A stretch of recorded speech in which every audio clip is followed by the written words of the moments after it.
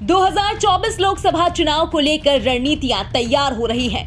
BJP तीसरी बार चुनाव जीतकर हैट्रिक जमाने के मूड में दिखाई दे रही है, तो वहीं विपक्षी दल एकजुट होकर उसे सत्ता से बेदखल करने की जुगत लड़ा रहे हैं। जब यूपी में बसपा को विपक्षी गठबंधन का हिस्सा बनाए जाने की बातें हो रही थी, सियासी हलकों में इसे लेकर चर्चा तेज थी, तभी बसपा सुप्रीमो मायावती और सपा मुखिया अखिलेश यादव की जुबानी भिड़ंत हो गई और यूपी की राजनीति में कोहराम मच गया।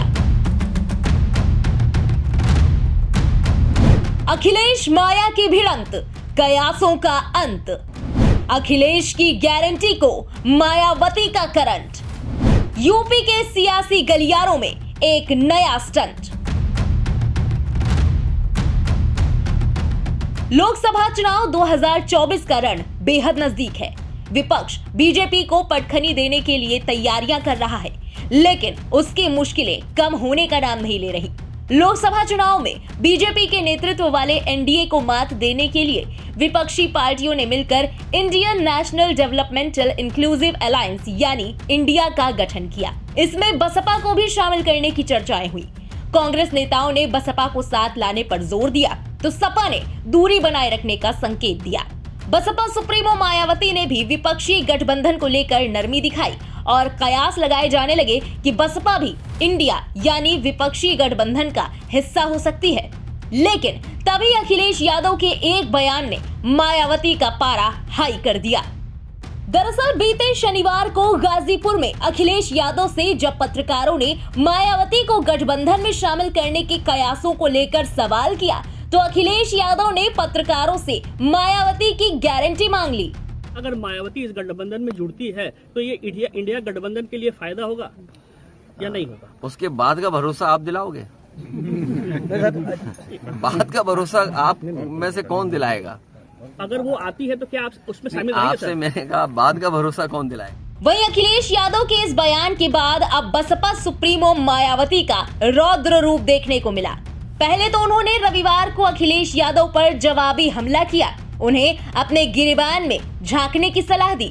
लेकिन आज मायावती ने गेस्ट हाउस कांड की तारीख का जिक्र करते हुए इस मामले को दोगुना कर दिया। बीएसपी सुप्रीमो मायावती ने एक्स पर एक थ्रेड शेयर करते हुए लिखा, सपा अति पिछड़ों के साथ साथ जबरदस्त दलित विरोधी पार्टी भी है। हालांकि बीएसपी ने पिछले लोकसभा आम चुनाव में सपा से गठबंधन करके इनके दलित विरोधी चाल, चरित्र और चेहरे को थोड़ा बदलने का प्रयास किया, लेकिन चुनाव खत्म होने के बाद ही सपा पुनः अपने दलित विरोधी जातिवादी एजेंडे पर आ गई और अब सपा मुखिया जिससे भी गठबंधन की बात करते हैं, उनकी पहली शर्त बसपा से दूरी बनाए रखने की होती है, जिसे मीडिया भी खूब प्रचारित करता है। वैसे भी सपा के 2 जून 1995 सहित घिनौने कृत्यों को देखते हुए इनकी सरकार के दौरान जिस प्रकार से अनेकों दलित विरोधी फैसले किए गए हैं, जिनमें बीएसपी यूपी स्टेट ऑफिस के पास ऊंचा पुल बनाने का कृत्य भी है, जहां से षड्यंत्रकारी अराजक तत्व पार्टी दफ्तर, कर्मचारियों और राष्ट्रीय प्रमुख को भी हानि पहुंचा सकते हैं, जिसकी वजह से पार्टी को महापुरुषों की प्रतिमाओं को वहां से हटाकर पार्टी प्रमुख के निवास पर शिफ्ट करना पड़ा। साथ ही इस असुरक्षा को देखते हुए सुरक्षा सुझाव पर पार्टी प्रमुख को अब पार्टी की अधिकतर बैठकें अपने निवास पर करने को मजबूर होना पड़ रहा है, जबकि पार्टी दफ्तर में होने वाली बड़ी बैठकों में पार्टी प्रमुख के पहुंचने पर वहां पुल पर सुरक्षा कर्मियों की अतिरिक्त तैनाती करनी पड़ती है।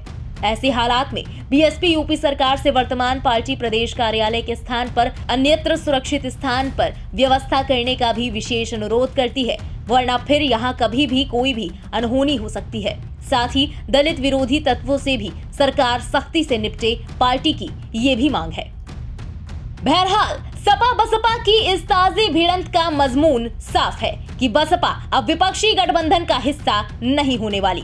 दलित वोटर्स के बीच मायावती की अच्छी खासी पैठ मानी जाती है। इस लिहाज से देखा जाए तो इस तकरार का असर सपा के पीडीए यानी पिछड़ा दलित अल्पसंख्यक गठजोड़ पर भी देखने को मिलेगा, और ऐसा हुआ तो विपक्ष को 2024 के चुनावों में बड़ा नुकसान होने के पूरे आसार हैं।